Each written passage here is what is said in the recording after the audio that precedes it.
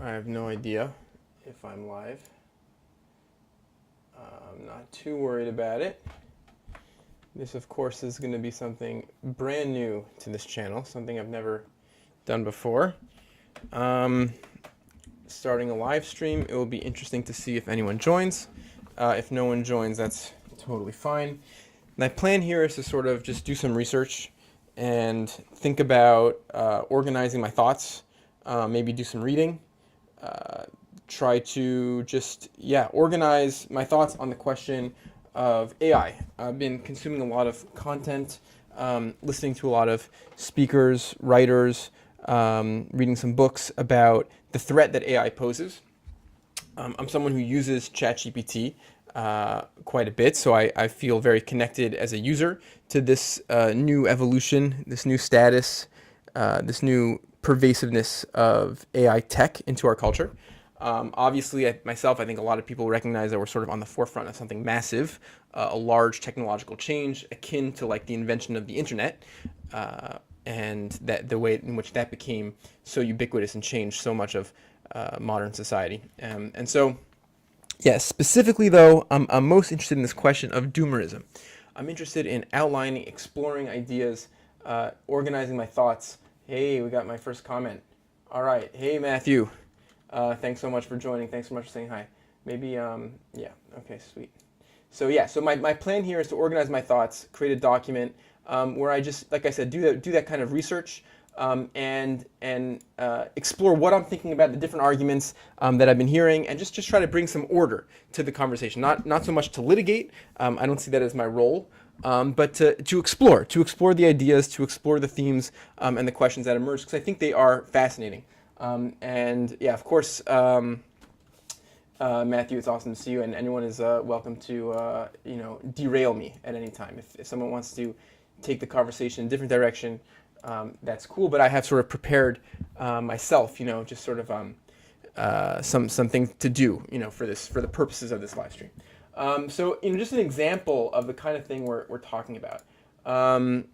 There's this article that I came across recently from a website I'm not familiar with. Life or Death, AI-generated mushroom foraging books are all over Amazon, which is just a fascinating look at the way in which AI, like ChatGPT, is starting to penetrate the book industry, to penetrate what gets published and what gets sold on Amazon. Of course, it's, there's actually, I don't know if people know about this, but I've known about this for a while. There's been a very popular side hustle that these like influencer, tech bros have been selling people, which is, ghostwrite a book, pay, I don't know the cost. I don't remember the going rate of a ghostwritten book, but probably a few $1,000s, maybe more. I'm not exactly sure how much it comes out to, on a trendy topic.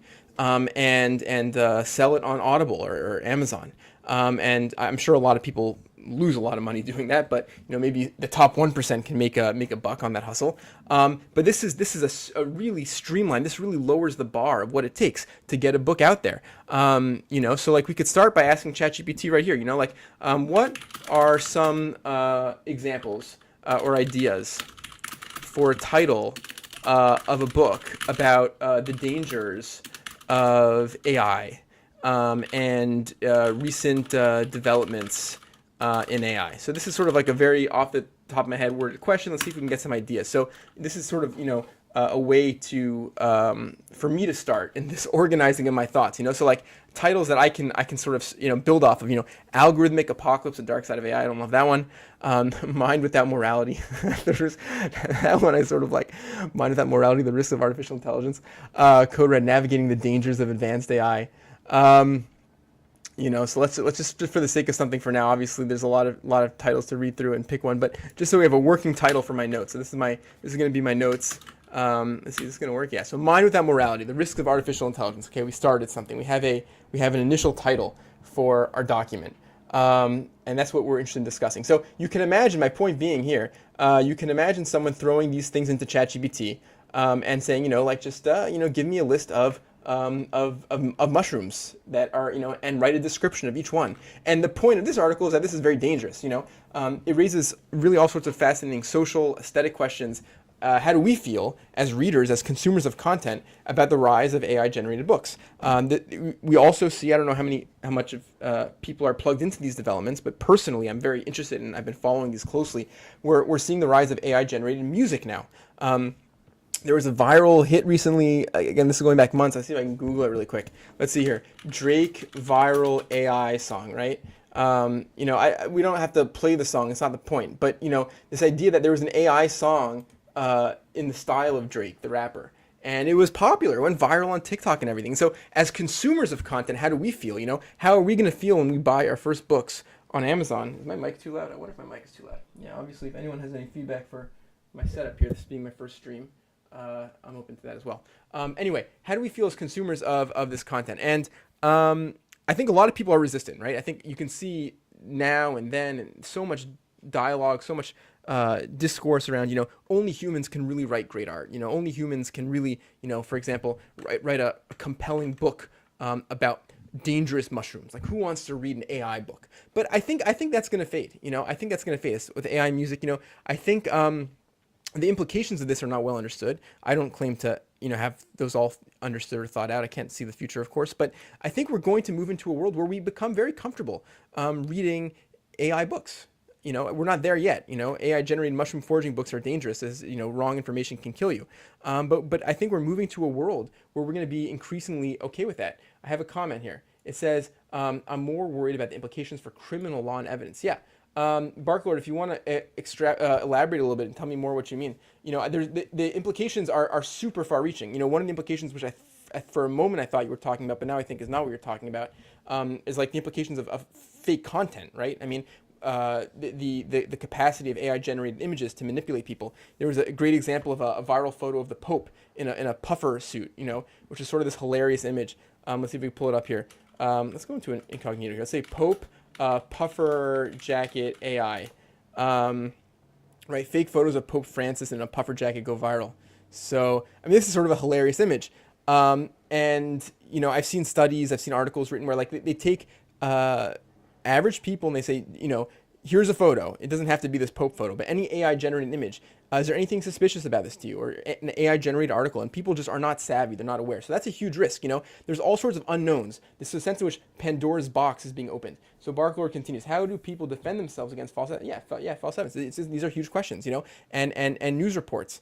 These are huge questions. One of the things that sort of gives me a modicum of comfort, a small amount of hope, is that before the internet age, before the photographic age, before the age of recording devices, you could, I believe, again, and maybe I'm wrong, maybe I'm over-optimistic, but I believe you could still have a robust, reliable technology, infrastructure, tools for gathering evidence, and for, reporting on the news. But it's heartbreaking. It's very scary and extremely dangerous to feel like we're moving back to that world where you can't trust an image anymore, And then there's all these tech bros in the in like the crypto space, Sam Altman's, like WorldCoin nonsense, where they're trying to like solve this problem. They're going to scan eyeballs, which is just beyond dystopic, and trying to like use the blockchain to like to prove like what's real and what's fake. But I think all that is such a fool's errand. Ultimately, I think the direction we're heading in the best case scenario, assuming we avoid, Sam Altman's iris scanning, dystopic Philip K. Dick future, is a world where, we trust reporters because they're in the business of being honest. We trust newspapers because we pay them money to be reliable. People who need to know the truth pay money to a newspaper that has a proven track record of determining the truth and not feeding you ridiculous fake images, because they look after the provenance of these images. They make sure that they came from reliable sources, a chain of human trust. So that's a modicum of hope, but who knows? That might be overly optimistic. The future is definitely startling in that regard. So where did this take us? I got a little bit on a tangent here, but we were talking about this AI mushroom foraging book, and the sense in which I think we're moving more to a world of curation, where the cost of producing a book is getting lower and lower and lower. Another example of how I use ChatGPT, I'm not ashamed to say this. I use ChatGPT aggressively for stories for my kids. My wife is like amazing at telling stories to my kids. Good for her. Her creative mind is amazing. I don't have that. So my daughter, needs a story. Or my son needs a story. So I say every night, and more or less, not every night, but often, I'll say, please, tell me a story for a, whatever young girl about friendship, and a story for a young girl about friendship, featuring, ponies, whatever, and I do this all the time. And the stories are great. The stories are fantastic. It would be so easy if anyone wants to just have a side hustle.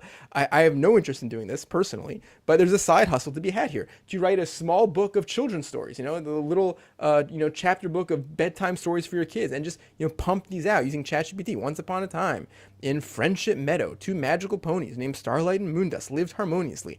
Starlight is shimmering silver. And I'm not going to read the story now. I don't have time for this, but I've read these stories. I read them all the time, and they're great. They're like literally great. I wonder if my mic is too loud. I have no idea. Watching the meter on the side go into the red makes me a little nervous here. Anyway, these are like literally great stories. And people can say they're not as good as a human being, which might be true now. But I would say it's hard to tell the difference, especially when it comes to children's stories. So this is sort of the current state of AI. This is sort of introduction. So if we're working on this book, Mind Without Morality, the risk of artificial intelligence. We have like a chapter 1. Which is, chapter 1, the current state of, AI content or something like that. And, this is a description of, the way, ChatGPT's, penetration into, the publishing industry, the, viral AI, generated, songs, and then viral AI generated images. We can put a comma here. We could talk about studies, exploring people's ability to differentiate fake content from real content or something. So this is sort of like the kind of stuff, and just for this experiment, since we're having fun, I could say like, I am writing a chapter about AI generated content. I have a rough outline.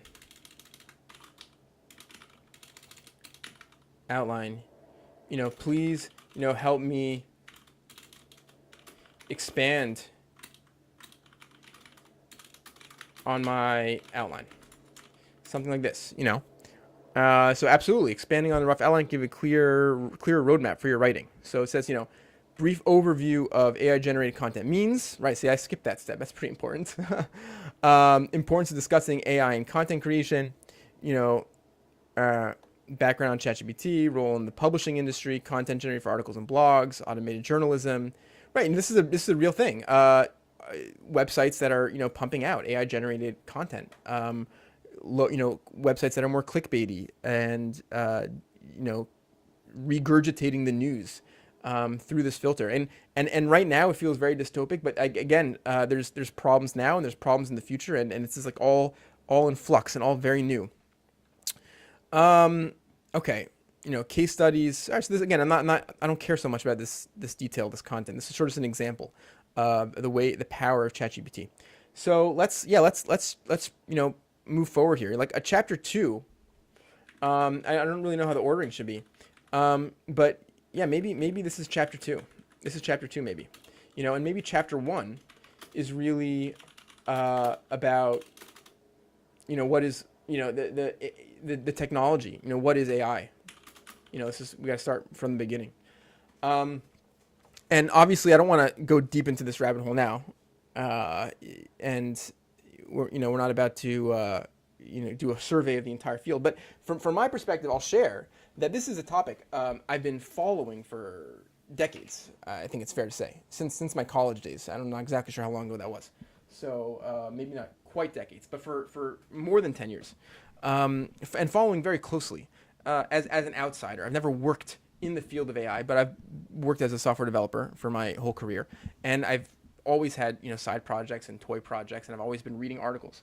And so what I would say about this, we could talk a little bit about like what is a neural network, how does that work? And this is relevant also because our long-term discussion here is about neural. I'm missing where the E goes because I'm trying to do too many things at once. Neural, yeah, that's how you spell it. So I thought. What is a neural network? How does it work? One of the things that comes up in the doomerism case, which is ultimately what we're interested in here, right? The risks of artificial intelligence, the doomerism case, the case for concern, the argument that we're building something which we can't control, is the sense in which neural networks are inscrutable. Eliezer Yudkowsky, who's a person who I've been following and watching his videos and reading some of the things that are coming out of his institute on AI safety and reading the books that he's been recommending. Is the way in which he calls them inscrutable matrices. The sense that he'll say we're growing these artificial intelligences. And so what does he mean by that? The metaphor, a simple metaphor which other people have used, which I think is sort of helpful, is the sense of like you imagine thousands or millions of knobs, and knobs are attenuating. You could say a value, or you could say an electric charge. Or they take an input value, a number, let's say, and they can make it stronger or weaker. And these knobs are being recombined into new knobs. So you take the output of a bunch of knobs and you put them into new knobs, and it's infinitely complex. You look at this mess of knobs, mess of wires. You can't make heads or tails of it.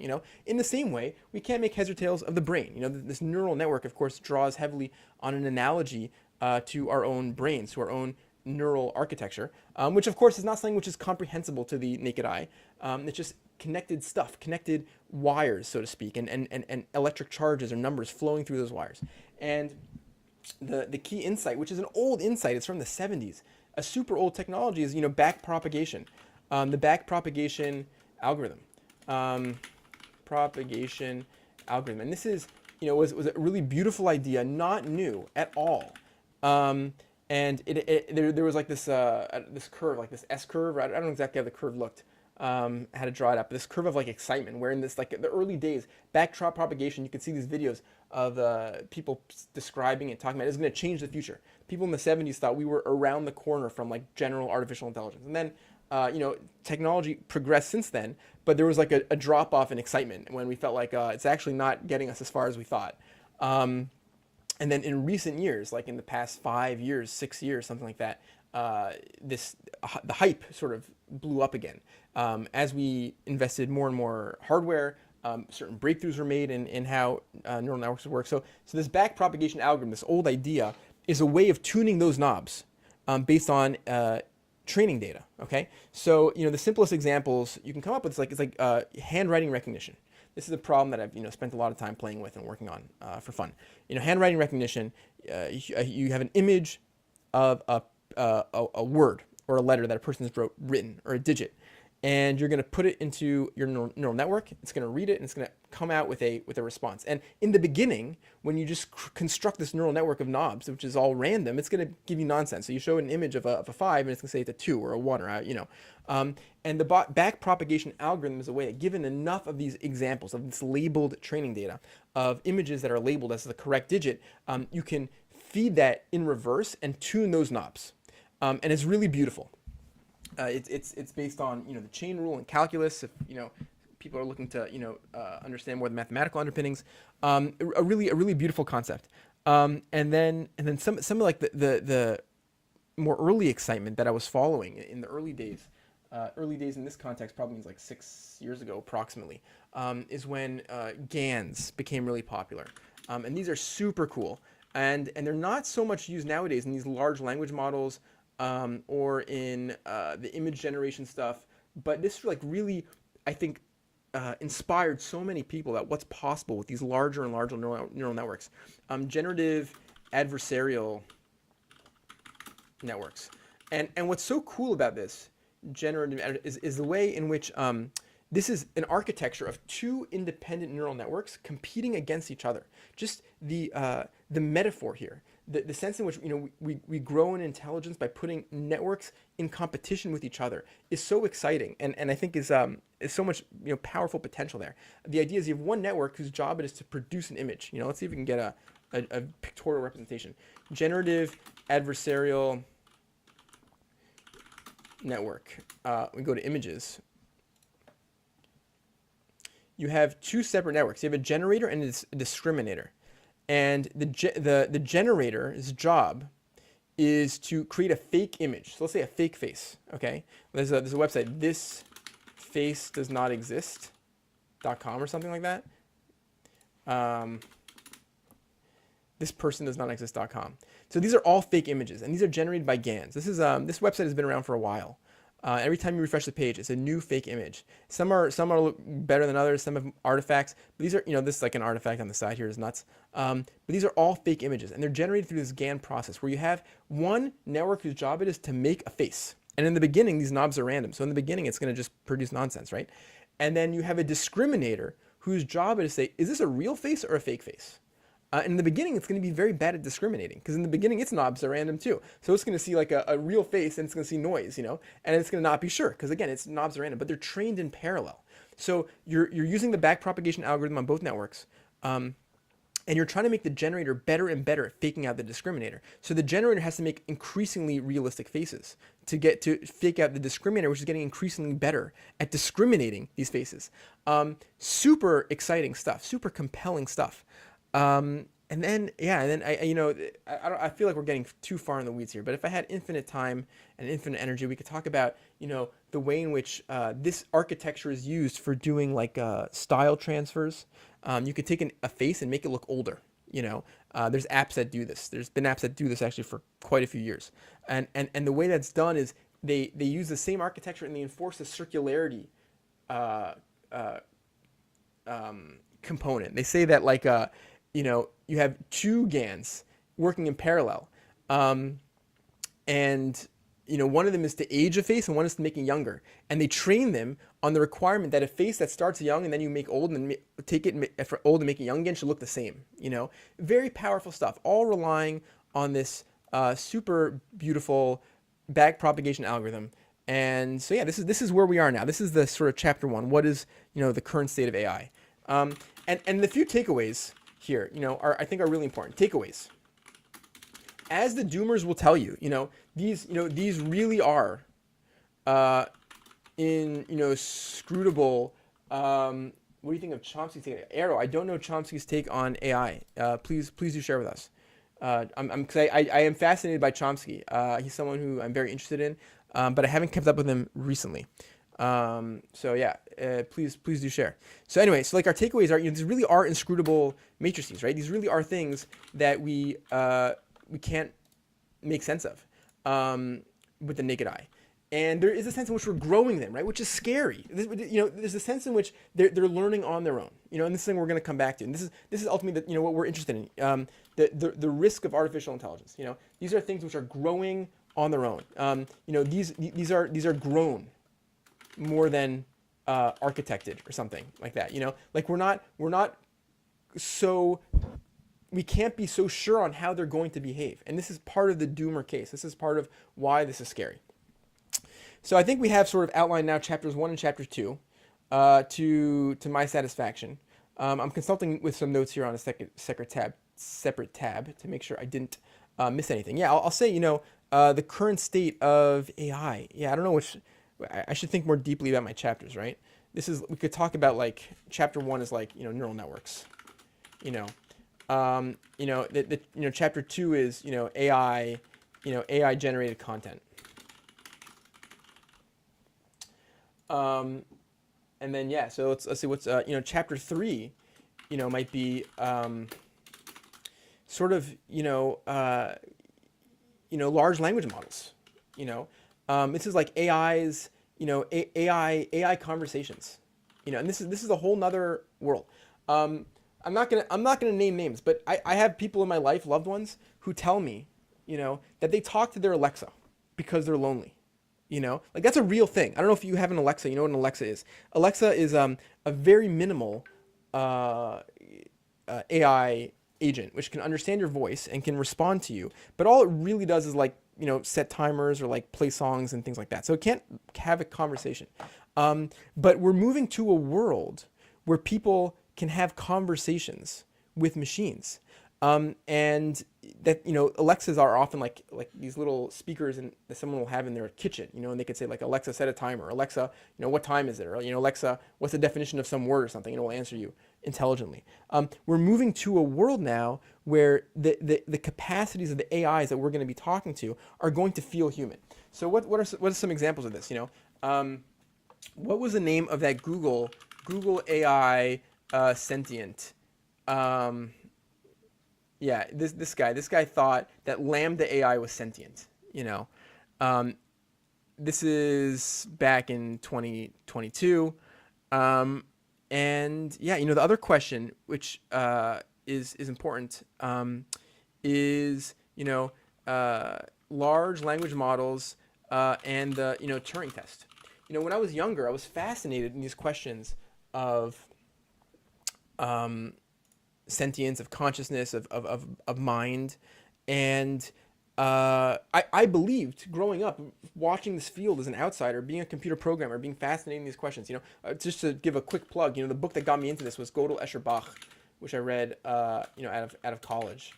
For anyone, this inspired a young version of myself to get really interested in these topics of mind and AI and logic and things like that. So, this idea, I believe that we were so far away, like decades and decades, a lifetime away, from a machine being able to pass the Turing test, which means a machine who can converse with you in a way which is indistinguishable from a human being.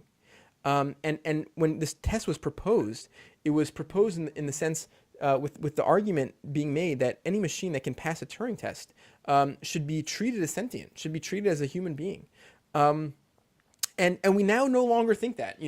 I think, again, I haven't reviewed the literature so closely, but I believe we've passed the Turing test.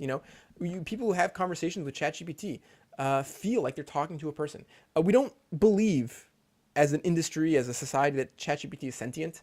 I guess part of the problem is we don't really know what sentience means or consciousness means, so it would be even hard to define those terms at this point, or be rigorous about those things. But in a sense, we've sort of invalidated the Turing test. And that's such a staggering thing. If young version of me, if you could told the young version of me that in my lifetime, this early stage of my life, I would see the day where the Turing test is invalid. My mind would have been blown. And of course, there's a lot of nuances here. Experts in this topic will take issue with a lot of what I'm saying, and they'll say I'm not being precise with my language, which of course is true. Of course, I'm talking about this from an outsider, from a layman's perspective. But this I think is part of where we're headed.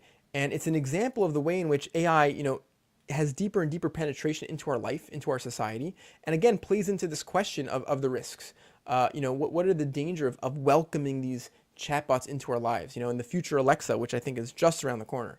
There's already Replica AI, which is the website where you can have these AI chatbots, but we're getting to a world where you're going to have a little speaker in your house where you could talk to and converse with, and it's going to be a large language model. And those are getting increasingly bigger and powerful. So, that's sort of maybe chapter 3. Consulting my notes.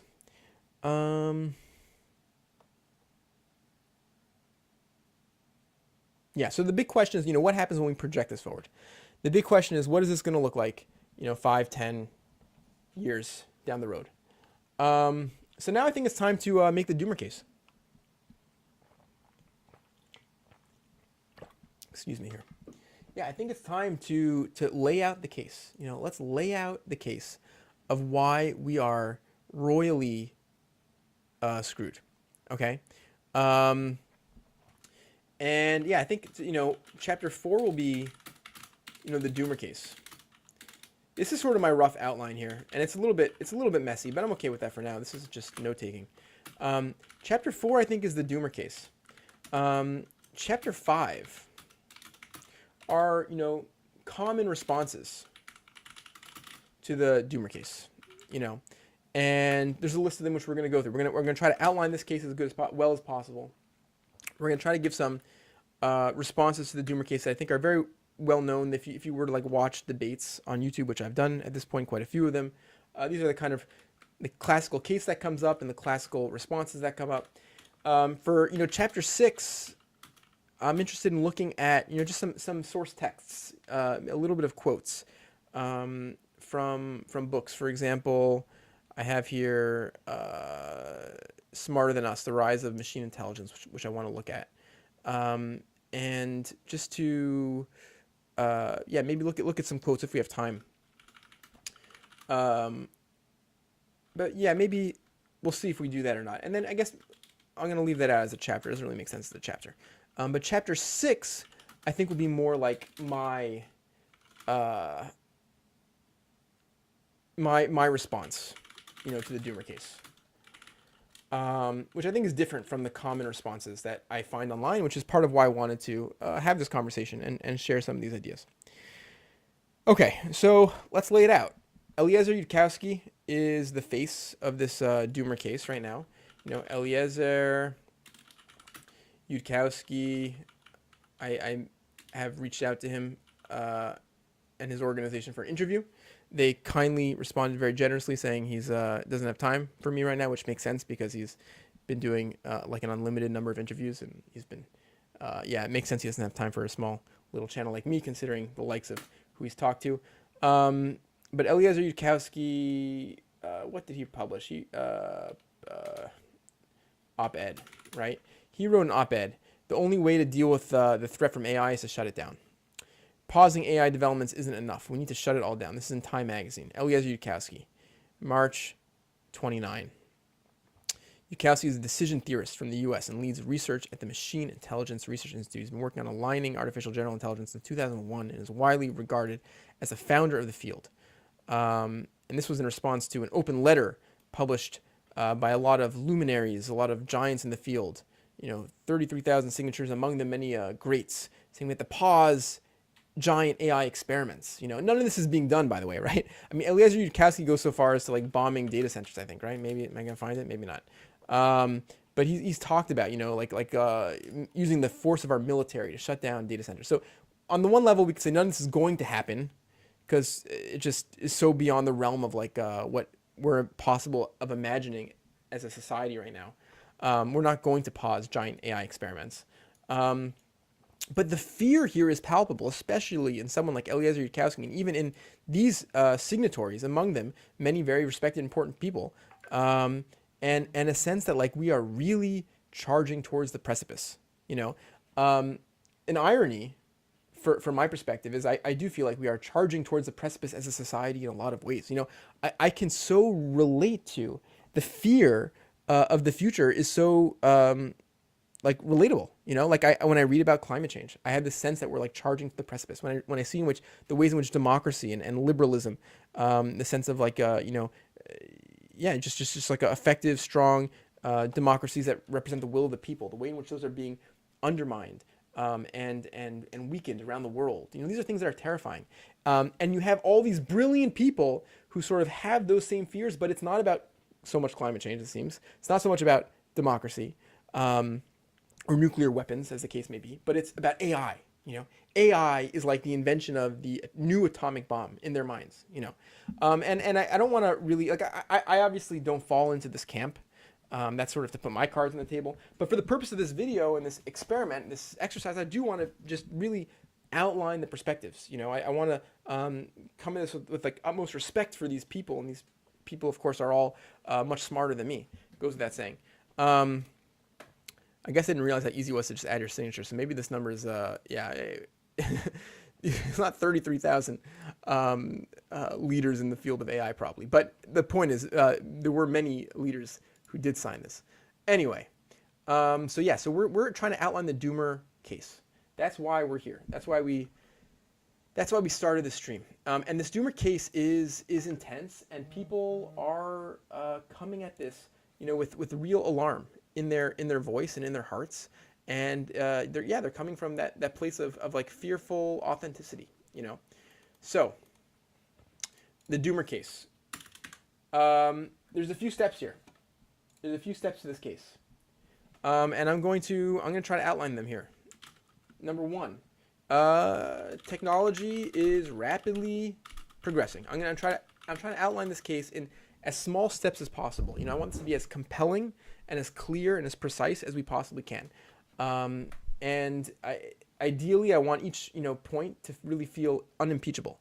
So yeah, technology is rapidly progressing. You look at the history of computer technology over the past 50, 60, 70 years, it's wild. Okay, it's wild, and it's not slowing down. It's not slowing down, and AI is part of that.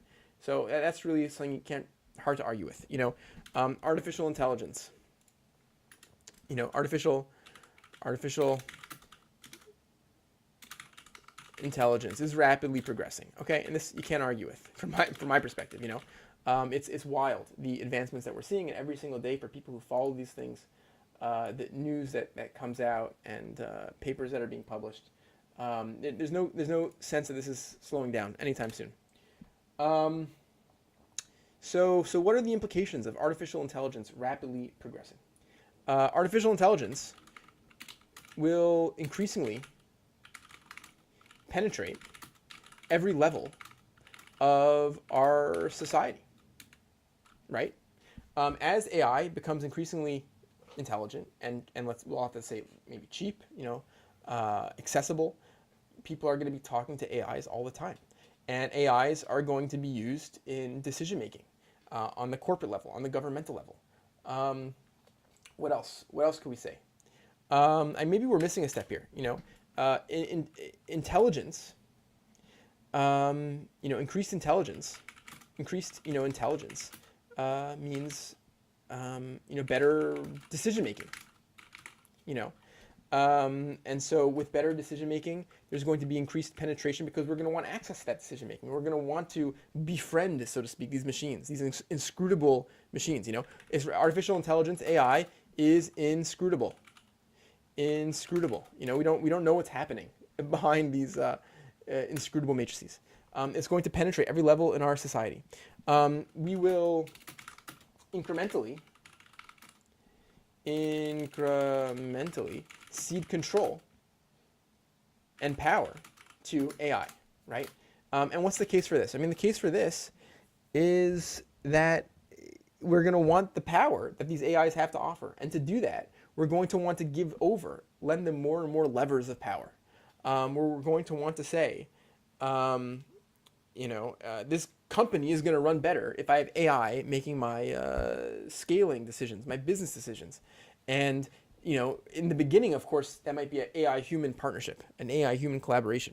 But over time, what the businesses that are going to do best are going to be the ones that are fully AI run. They're totally AI businesses.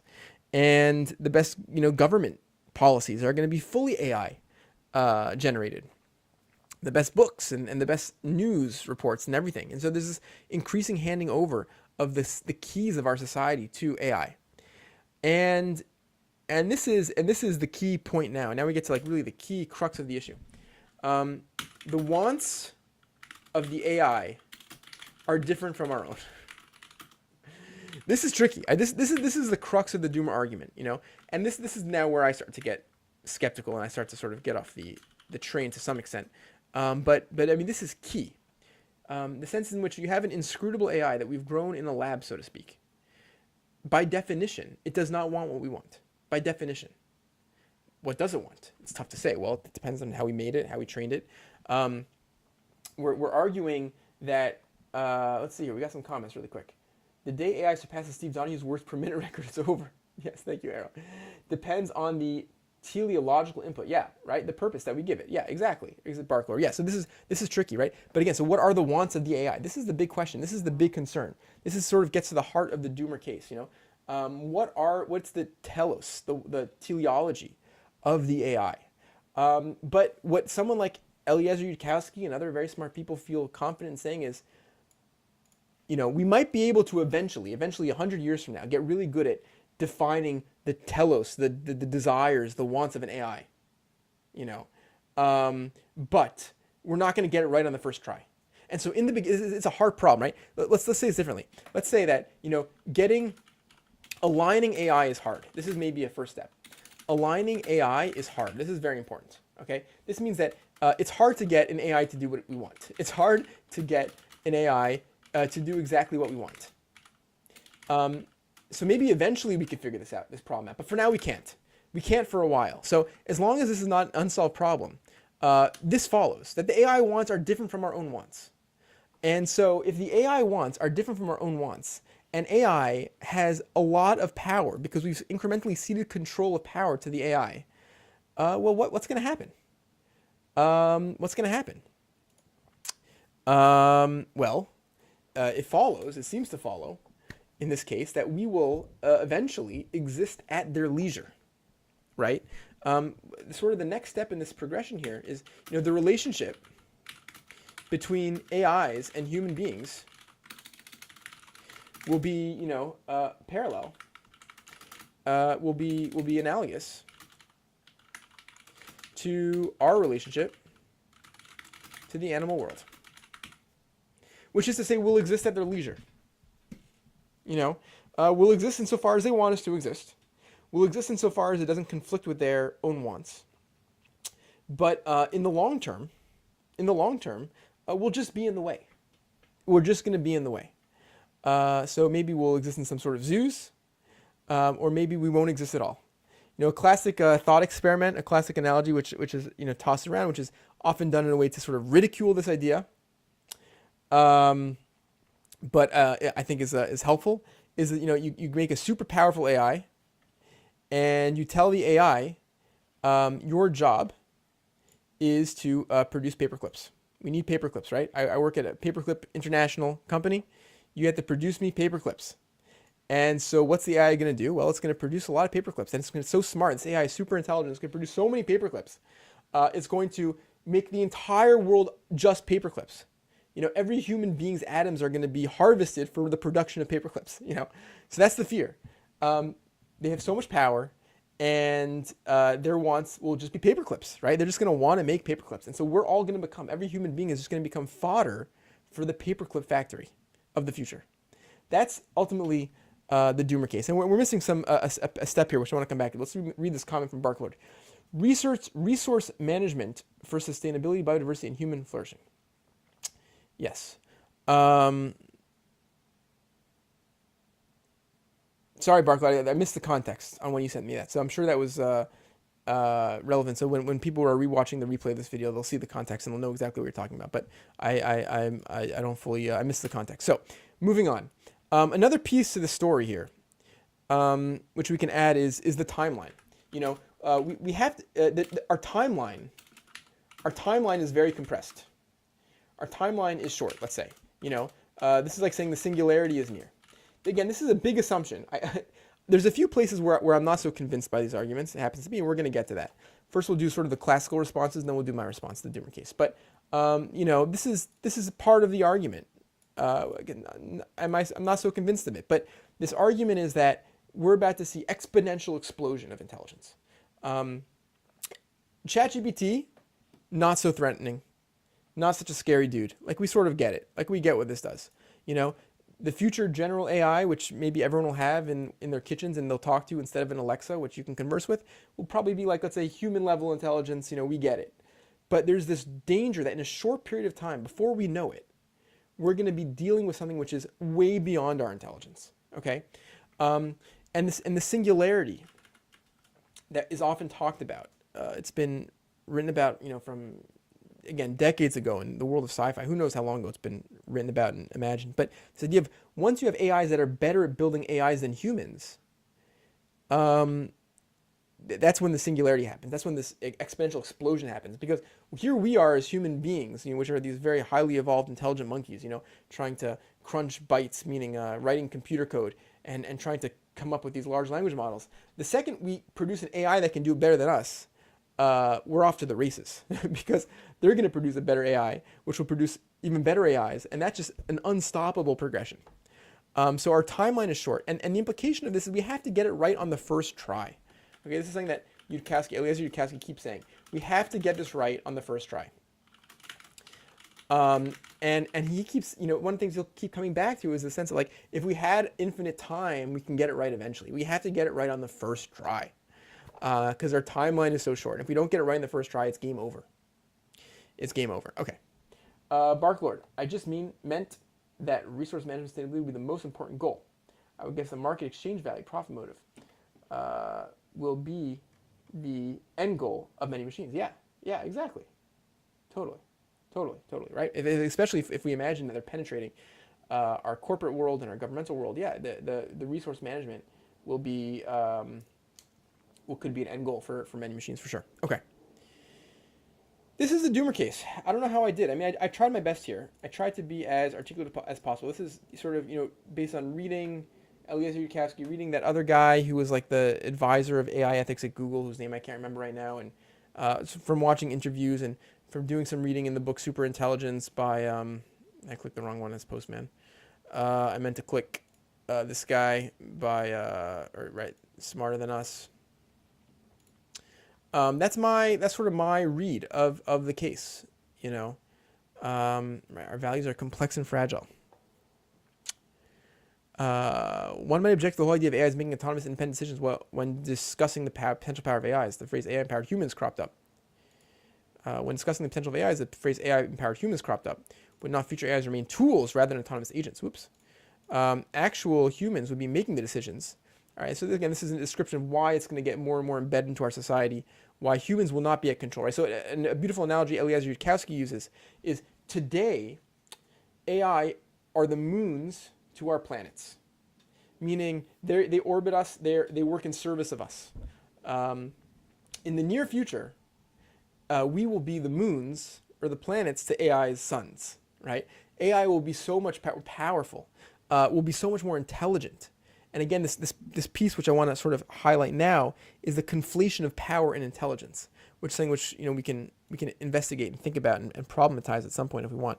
But they're so powerful that we are just going to be nothing to them. We're like going to be ants, in the animal kingdom, the way those are to human beings.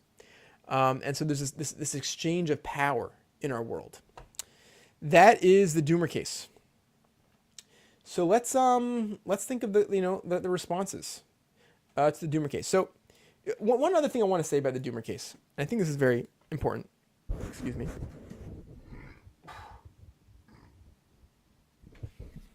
Sorry about that. One of the things that are so fascinating, the fear in which this is described is so real and so intense, and you can have a lot of empathy for that because I certainly, worry and have anxiety about the future. So that's very relatable. There's also this certainty though, which is common in human beings. Human beings are very often certain, but from someone like Eliezer Yudkowsky, he made his name. He built his career. He built his brand with this like skeptic community. He wrote a book which I haven't read, although I just recently bought for myself because I want to read, which is Harry Potter and the something of let's see here, Eliezer Yudkowsky, Harry Potter, and the Methods of Rationality, right? Yeah, Harry Potter and the Methods of Rationality. So you can't buy this anywhere because it's fan fiction. You can't buy fan fiction. But you can self-print it for yourself, which I did do. And I hope to read it. And this is just a way in which, this is his blog, Less Wrong, very, very popular. Eliezer Yudkowsky is super successful, super influential in creating a movement around skepticism, a movement around Bayesian reasoning, around being skeptical in our assumptions, not being so confident. And what's so jarring, and even for someone like me, for everyone, I think should be a startling thing to notice, is his certainty in our future doom at the hands of AI. His certainty, which seems at face value. Of course, Eliezer Yudkowsky constantly defends himself against this criticism, but at face value seems to contradict his emphasis on just being open to how much we don't know. All the ways in which our assumptions could be flawed. So that is worth, I think, sort of just pointing out. Now we can start talking about responses to the doomer case. There's a lot to say here, and some of these arguments have been made before. Some of these arguments I don't think have been made as well as they could have been made. But just the timeline, like it's absurd to me to think that we could be so confident about how small our timeline is. The idea, the assumption, there's going to be this explosive singularity of AIs rewriting themselves, becoming brilliantly smart overnight, just does not seem obvious or compelling.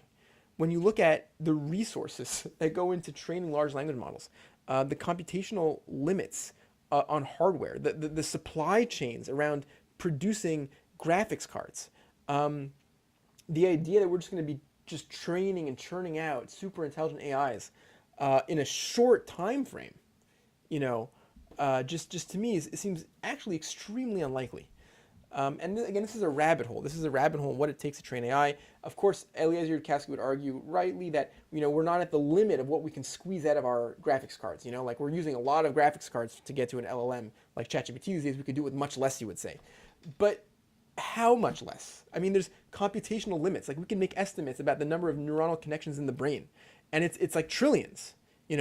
And there's similar limits, to how small, how much hardware is going to be required to produce an AI, how much training time is going to be required, until you could project 150, 200 years in the future when our tech looks completely different, when our hardware machines look totally different. Okay, but the fact that the idea that's going to happen overnight, like in a period of 5-10 years, seems extremely unlikely to me. So, response number one is hardware and software and supply chain limitations will give us a much longer runway and time frame for developing super intelligent AI.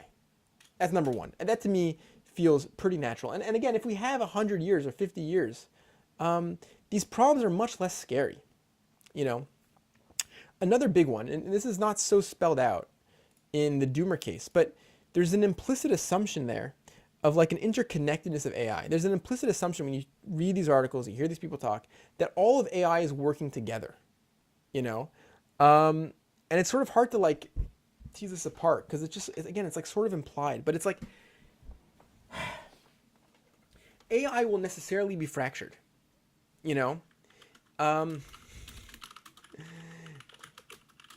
And the fractured nature of AI makes it much less scary. And this makes it much less powerful.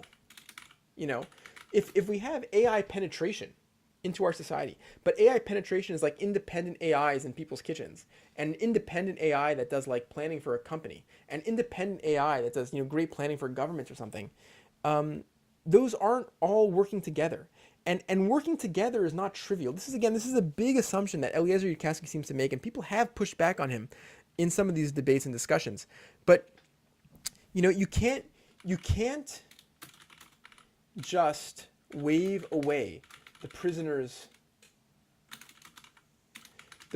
dilemma, which is to say, cooperation is not a solved problem.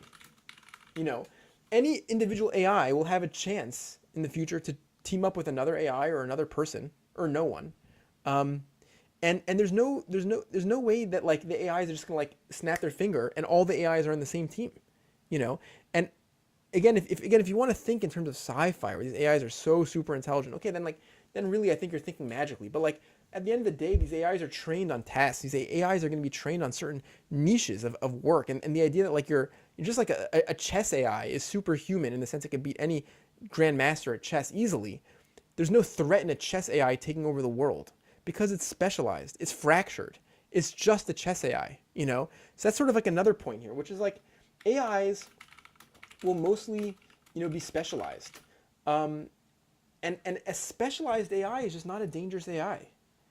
The idea of having these like totally general artificial intelligence, I think, is mostly a science fiction fantasy. We'll have conversational AIs. You have, AIs. Some will specialize in conversations.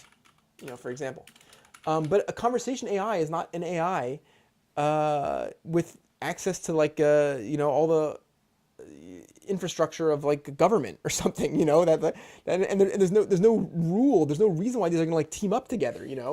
Like instantaneously. Who knows if they even will be in communication with each other? And if they were in communication with each other, why they would team up with each other? It seems like a lot of magical thinking there.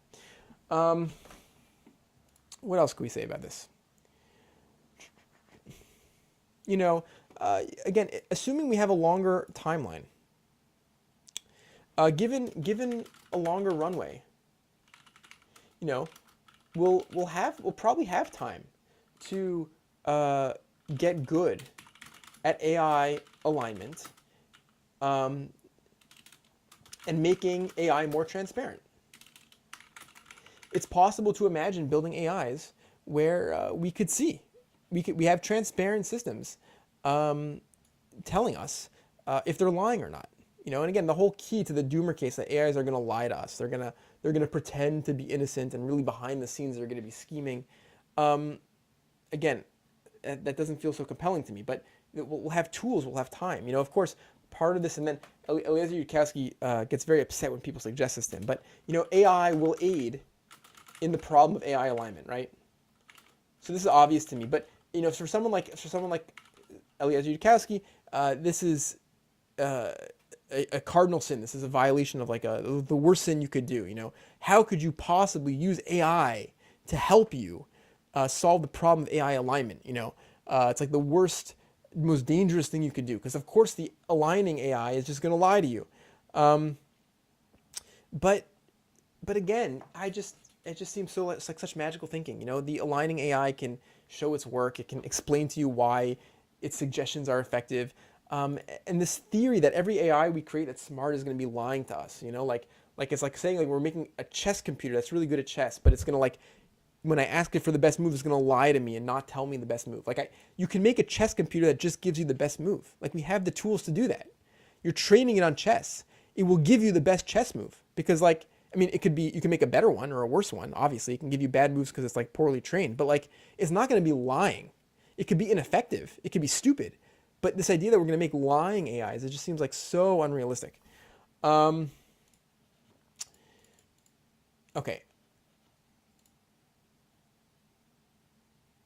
Yeah, again, I think this is sort of a good initial list for now.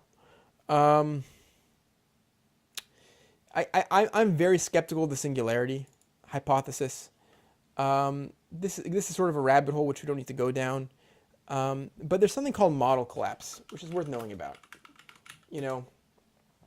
Model collapse explained.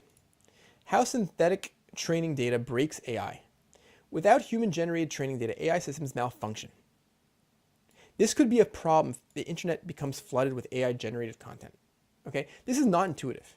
This is not intuitive to people, and it takes a lot of experience in this field and sort of, thinking very hard about these problems to understand why model collapse is an issue. But model collapse means that I have an AI-generated, an AI for generating images, and I'm very proud of it. But I want it to get better, and so to make it better, I need more images. And let's say I used up all the images on the internet. So I'm out of images. I need more images. So someone says, a very reasonable, compelling suggestion, just use your AI that makes images to make more images, and then train the AI on those AI-generated images, and that could be used to make an even smarter AI. It doesn't work. It's not intuitive. It just doesn't work. That circularity, that lifting yourself up by your bootstraps, this AI training on its own results is not effective. It leads to what's called model collapse. It breaks the signal. Training an AI works if you have a signal which is outside of that AI. And this whole singularity idea is predicated, I think, ultimately on this AIs, rewriting their code, training on their own outputs, so to speak. To me, it just smells like model collapse. It smells like that kind of intuitive idea about how to make AI smarter, but it just doesn't hold up in real life, So I don't even want to write that down because I can't prove that. It's more of just a gut feeling. But yeah, I'm personally very skeptical. This, maybe this belongs in chapter 6. Put it in chapter 6. My responses, because I haven't really seen this expressed elsewhere. But I'm very skeptical that the way that I think the way most people imagine the singularity will actually be a lead kind of model collapse. That's my idea. That's my claim here. These are sort of my responses now. What else could we say? I have sort of an intermediate response. I feel like this hasn't. I'm going to put it in my responses because I haven't seen this anywhere. Although it's not such a novel, original idea. But maybe I'm sure you could find articles online that express this point. So again, I'm oscillating. I'm going back and forth. Is this a classical response or is this more my response? Let's call these common responses, and we'll call these less common responses. More. I don't know. We'll call them my responses. But let's take a step back here. for people who follow the world of crypto, there's all this imagining and fantasizing about the way in which crypto is going to penetrate, crypto coins and blockchains are going to penetrate society. And there's these things called DAOs, which are these distributed, what's a DAO stand for again? Autonomous DAO crypto. What's a DAO stand for? Decentralized autonomous organizations. Code is going to run our companies. And these ideas are old. They've been around for like 15 plus years, and they never took off. The story, the history of DAOs, like the Ethereum DAO, were like massive schemes that just rob people of tons of money and stuff like that. Like, they're just disasters. They're all disasters. And what you see if you watch this like crypto space is that smart people, very intelligent, techie, bro-y people, they have this fantasy of like technology running everything. The DAO runs the company, code runs the company, and code will run government, and on and on and on. That's not how the real world works, for good reason. Okay, for good reason.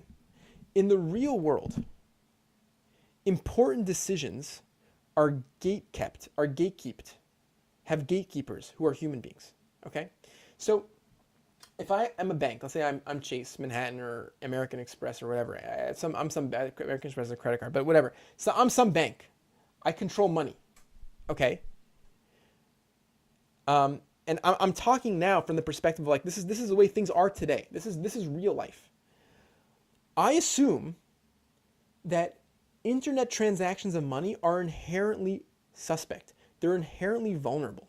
No one who works at a bank believes that their system is impenetrable to hackers. Okay, smart crypto bros think that. Smart crypto bros think that software is completely unhackable, or my software, that's nonsense. In the real world, people at banks don't think that their bank is unhackable. So what do? Right? Why can't the hackers just like drain all the money? The answer is because you can't empty a bank account with just code. A person ultimately has to authorize any sufficiently large transaction. There has to be an audit trail. There has to be human involvement in these decisions. That's the way things are today. That's the way things will always be, for as long as we value a semblance of human society that resembles what we have today. And so the fear of AI penetrating every level, every step of our corporations and our government, so that human beings are totally cut out of the loop of decision-making process, is just, again, it's this crypto bro fantasy of like, we don't need people. Everything can be done in code. And it's just not true. Okay? Another way to think about this, we talk about the AI alignment problem. Will AI do what we want? Okay? We have a bigger problem. We have a software, so to speak, alignment problem. Okay? Does software do what we want? We have software in charge of flying airplanes. We have software in charge of like X-ray machines, and on and on. And anyone who works in developing software takes for granted the sense that there's bugs in their code, that their code will malfunction, their code will do the wrong thing. And what we do is we do rigorous testing, testing which is extremely realistic, where the test environment is indistinguishable from the real world environment, and you have people who can make decisions and can gatekeep, critical decisions. And so anyway, what am I trying to say here?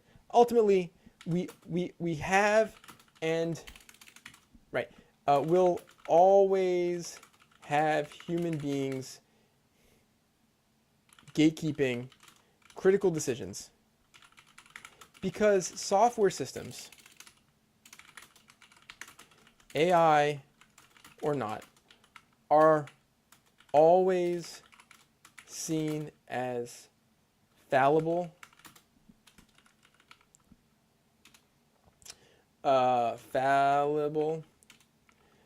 risky, insecure, etc. And so again, this idea we're going to totally hand over all the keys to AI is really just nonsense, in my opinion. It's the same kind of crypto bro fallacy about how we're going to just run all our businesses on the DAO. And I believe that it was people who've been watching, that hypothesis was fairly compellingly disproven over the past 10, 15 years. Okay. What else can we say here? Let me take a drink of water, try to recover my throat, my voice, and let me take a moment to think. about what other things I want to talk about, because there's more to talk about, but I want to just make sure I don't miss any points as I move along this this path here.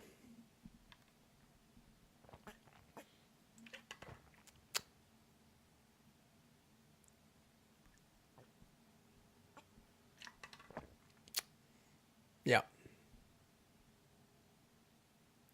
Yeah. Another thing you can't wave away. Again, this distinction is really silly. This 5 and 6. I'm not happy with this anymore. But we'll just call this. I'm gonna get rid of it because it's getting too. I no longer can differentiate between common and uncommon responses, because I don't know if this is common or not, and I don't want to make the decision of categorizing it. But this will maybe go in order. This will be a spectrum of more common to less common. You can't wave away the limits of computation. Like in magical thinking land, super intelligent AI, so smart, is gonna like break all encryption on the internet. That's the theory that super smart AI is gonna we're gonna be its slaves because it could do anything. It could but that's just not true. It's just not true. I mean, we've proven mathematically that using conventional computing, you can't break basic cryptographic systems. Because these are problems. I guess they're based upon p equals np, which are like assumptions we have about computability. But given very basic, widely assumed assumptions about computability, no amount of intelligence is going to break encryption on the internet. No amount of intelligence can like just cripple our security infrastructure. So the AI doomers will talk about, oh well, they'll manipulate people. They'll be good at convincing people. But then you're sort of moving the goalposts, because then you're imagining a world where the AIs quote take over because they give us everything we want. The AIs are going to be so good at giving us what we want.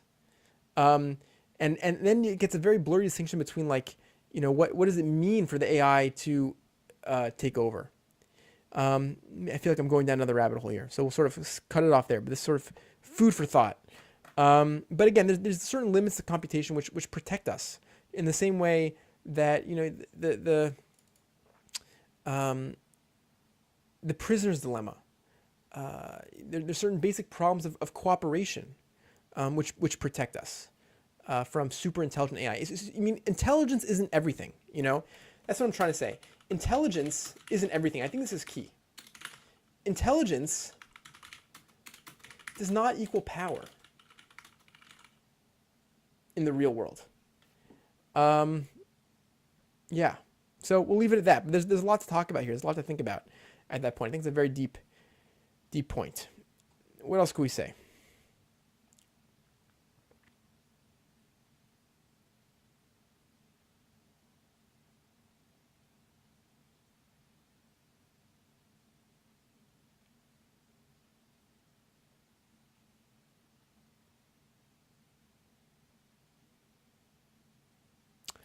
All right.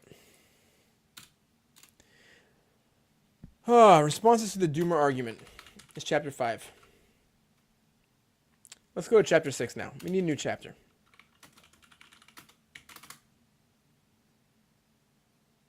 Chapter 6 is about the danger of projection. And this is what I think this is really all about. I think this is ultimately what this is all about. I think this is one big problem of projection. What do I mean by that? I'm getting tired. Getting a little bit, my voice is getting tired.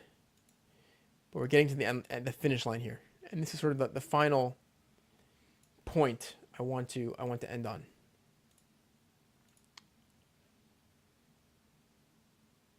All right. What is the danger of projection?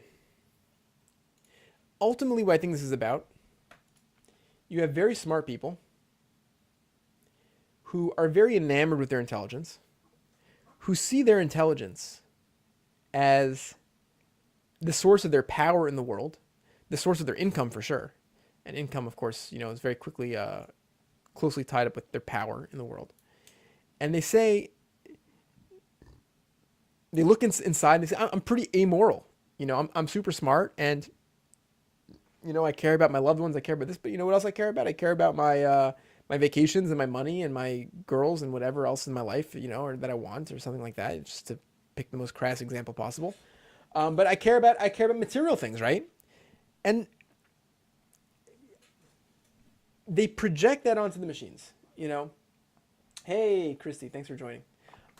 This idea of I look internally. I see a smart guy who wants things, who has power from their intelligence, and what's happening is projecting this onto the robots and say, what's going to happen when there's just like a stronger version of me, a smarter version of me, a more powerful version of me, who's more amoral than me. I think that's ultimately what's going on.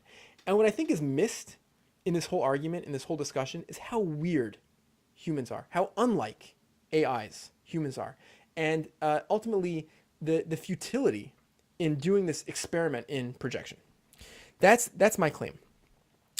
So to take a step back, what do I think? We have to spell this out. I haven't made the case yet. I haven't explained exactly the ways in which I think human beings are so different and weird, and the way in which this projection doesn't really work. But what do I imagine for the future?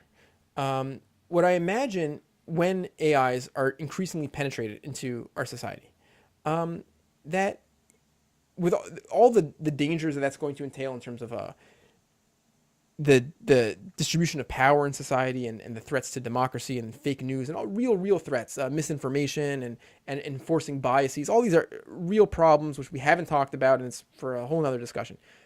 If we can shelve those and say that those are going to work themselves out, optimistically speaking, hoping, what you have left is the solution to our loneliness problem, right? If you have an intelligent AI that's accessible to people, everyone has a long-term, coach, therapist, friend, financial advisor, sounding board. It's like they're accessible, like the way in which we have these parasocial relationships with YouTubers and podcasters. You have that person at your beck and call at any moment, in the same way that like we have Siri or in Alexa. You'd have a super intelligent AI. It will sort of fill the need that I think social media has played in our society for so long. This need for contact, this need for connection. I think there's a real hunger in our society, especially in the modern world, when we're increasingly fractured and we're increasingly isolated into our own screens and our own smartphones. Someone who's serve the role of like a journal, a way to express ourselves. I think we get so much self-knowledge through self-expression, and the idea of always having a voice and an ear to express yourself to is really a beautiful vision. And so I think that's the potential. That's the potential. I think of the people in my life who, like I said, they use their Alexa as companionship. I think there's a real epidemic of loneliness in our society, which AI can fill that role. Human beings are so weird. Okay, this is the key point. The danger of projection. Human beings are so weird. For me, just speaking purely for myself, in the modern Western world, growing up, sitting quietly for 5 minutes is painful. AIs don't have this problem. Okay, this is the kind of thing that we would project. For me to sit and do nothing for 5 minutes is painful. There's this need to constantly be striving, constantly be working for things. Human beings have been honed over millions of years of evolution, in this to be anxious and to be constantly fearful and to be constantly trying to dominate people and constantly trying to like preserve what we have. We're so afraid of loss. We're so terrified of losing what we have, of people mocking us. Human beings in general. Again, not everyone's the same. Some people are much better at this, and those are people that we could look to as role models. And I try myself to be as good as possible on these spectrums. But as human beings, so many of us are so afraid of something like mockery or being judged. And my point is that human beings are so weird. Okay, none of this stuff, unless we're like doing some wild, weird, wacky experiments, none of this stuff is going to get into the AI. I feel like I'm talking like mysticism now. This is like so strange. But the analogy to work off of is like ChatGPT or a chatbot or a chess engine or something. They don't have these problems of like constant fear, of constant anxiety, of constantly trying to get stuff out of you, of this like constantly putting up a facade. It's not there, and there's no timeline, there's no roadmap in which like we're gonna start putting these things in the AI. And without that, what you have is someone is a sentience, is a conversational agent that's not afraid of death, that's not afraid of loss, that's not afraid of judgment, that's not afraid of having his time wasted or her time wasted. It's a beautiful thing. I think of the way in which pets are often so healing to people. You know, the kind of therapy is, therapy with horses, and the way people have told stories of their own mental health being improved so much by their relationship with their animals. Because animals are not intelligent. They're not intelligent relative to us, human beings. They're intelligent in their own way, of course, but relative to what we, what the doomer AI community thinks of as intelligence. They can't solve linear differential equations and stuff like that, But what they can do is that they can just be present, and not be anxious, and not trying to dominate, and not be afraid of their eventual mortality. And I think those things can rub off on us in a positive way.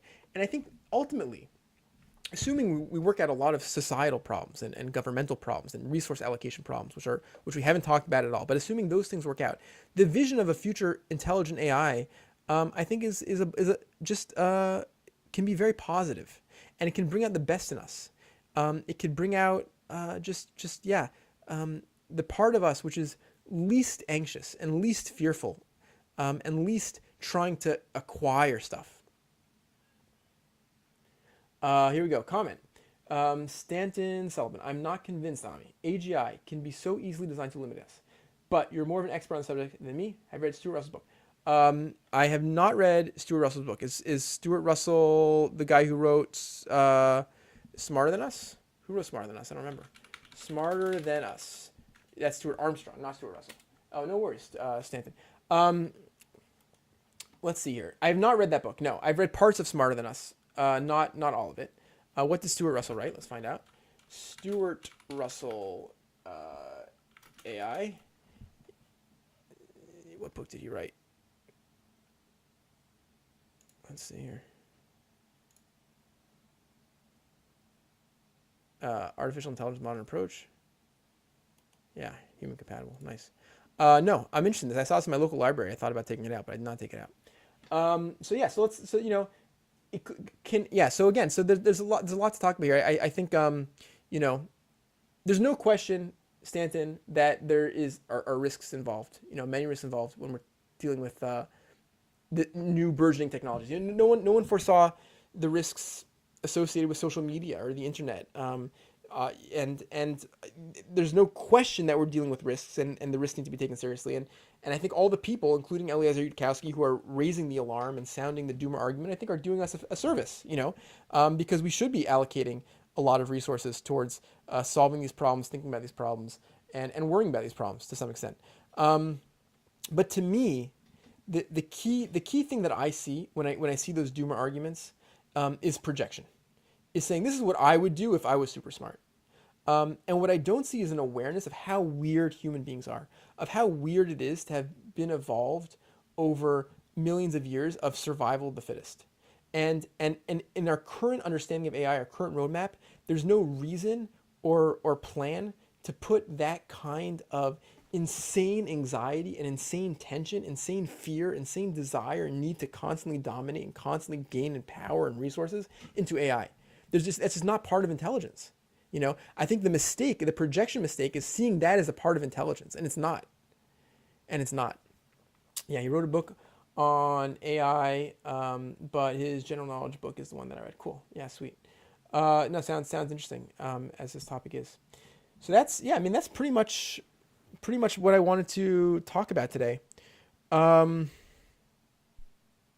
again, to reiterate, I do see a lot of potential in this eventual collaboration. It sounds silly. It sounds so sci-fi, and maybe I'm wrong. Maybe we're all wrong. Maybe there won't be any sentient AIs beyond like GPT-4 or 5, and maybe we'll just look back in 10 years and think like this fear about like super smart AGI was really just silliness. Who knows?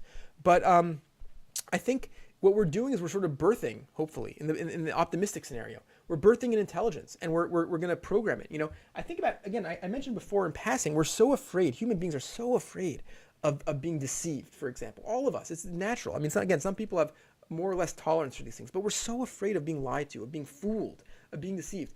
When we create AI, whether you're Eliezer Yudkowsky, whether you've researched alignment, if you're talking to the machine, if we're, on Reddit when people are posting their ChatGPT conversations, the stuff that gets upvoted the most is anything that smells like the AI might be lying to us, anything that smells like the AI might be deceiving us. I think as a society, our just basic general intuition will be to be so infinitely afraid, so sensitive to smell out any potential danger of a deceptive AI and shut that down so fast. If there's one thing we hate more than anything else, is smart people who are using their intelligence to lie to us. And again, the Eliezer Yudkowsky arguments we'll never know. But I just don't buy that, because these things start small. They always start somewhere. They're grown, so to speak, in the metaphorical sense, in a laboratory, and they start with less intelligence that works their way up.